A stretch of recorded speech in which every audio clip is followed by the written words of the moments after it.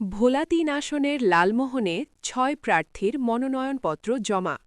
ত্রয়োদশ জাতীয় সংসদ নির্বাচনে মনোনয়নপত্র জমাদানের শেষ দিনে সোমবার ২৯ ডিসেম্বর ভোলা ৩ আসনে মনোনয়নপত্র জমা দিলেন স্বতন্ত্র প্রার্থীসহ মোট ৬ জন।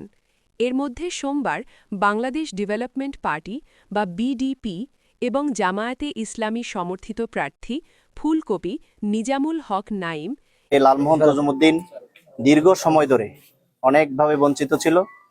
এখানে আমরা কাঙ্ক্ষিত সেই উন্নয়ন আমরা লক্ষ্য করি নাই, সেটা আমরা এখানে নিশ্চিত করব এবং দল মত নির্বিশেষে সবার মাঝে একটা ঐক্য তৈরি করে আমরা আমাদের এই লালমোহন তজুমুদ্দিনকে আগামী দিনের জন্য আমরা গড়ে তুলব ইনশাআল্লাহ। ইসলামী আন্দোলন বাংলাদেশ হাতপাখা প্রার্থী মাওলানা মোসলেউদ্দিন যুব সমাজ এবং এই শিক্ষিত সমাজকে আমরা কুলুষিত মুক্ত রাজনীতি, সন্ত্রাস, নৈরাজ্যের রাজনীতি থেকে মুক্ত করতে চাই।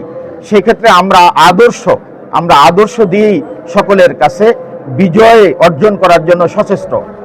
দ্বিতীয়ত, যে যুব সমাজ আজকে নেশা জাতীয় দ্রব্যাদিতে একেবারেই ধ্বংস হয়ে যাচ্ছে, এই যুব সমাজকে নৈতিক অবক্ষয় থেকে উঠিয়ে আনার জন্য আমরা সচেষ্ট এবং সক্রিয় ভূমিকা পালন করব।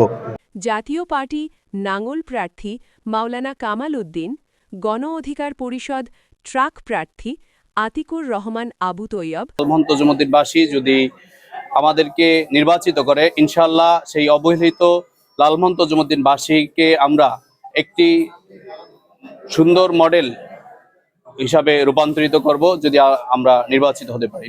ও স্বতন্ত্র প্রার্থী অ্যাডভোকেট রহমতুল্লাহ সেলিম মনোনয়নপত্র জমা দিয়েছেন।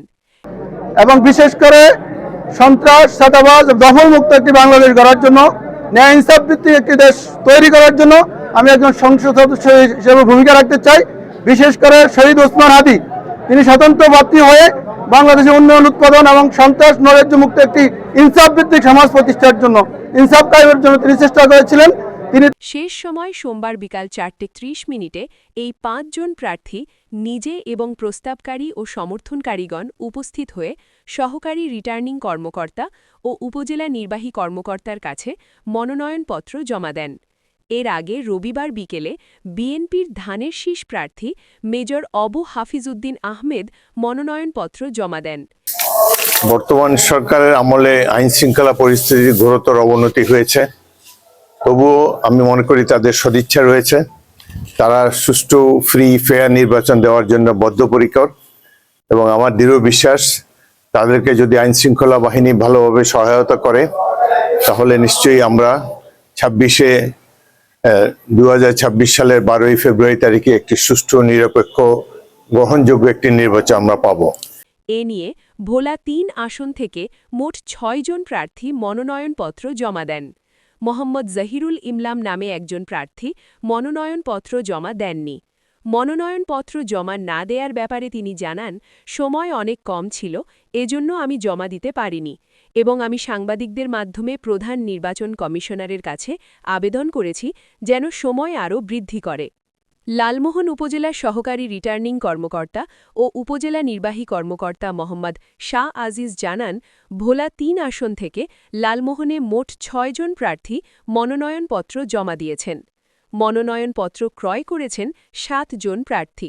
একজন প্রার্থী নির্দিষ্ট সময়ের মধ্যে মনোনয়নপত্র জমা দেননি। এছাড়া তিনি আরও জানান, নির্বাচন কমিশনের আচরণবিধি মেনে সকল প্রার্থী মনোনয়নপত্র জমা দিয়েছেন। Desk report Mithila Akter, city সংবাদ।